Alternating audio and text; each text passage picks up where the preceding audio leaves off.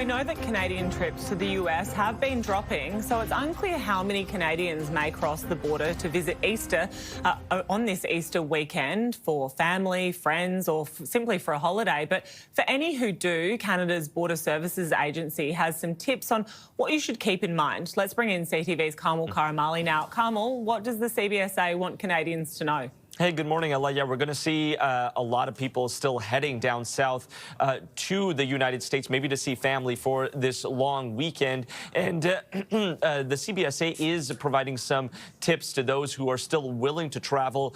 You know, things have been a little hairy when it comes to the relationship between Canada and the U.S. Since Trump came into power, especially when it comes to how border security agents treat Canadians. We've and noticed that there's been added questions and even potential searches of phones and electronic devices like laptops, making the move from Canada to the U.S., even for a vacation, much more difficult with stricter enforcement of entry requirements. Now, the CBSA is saying the usual: when you are going down south, check border wait times and delays, have your travel documents ready. But they're also adding, be prepared to declare everything you have upon re-entry into Canada, making sure you know exactly how much in terms of the dollar value you're bringing back to Canada. And you may also have to pay a 25% surtax on top of the regular duties and taxes.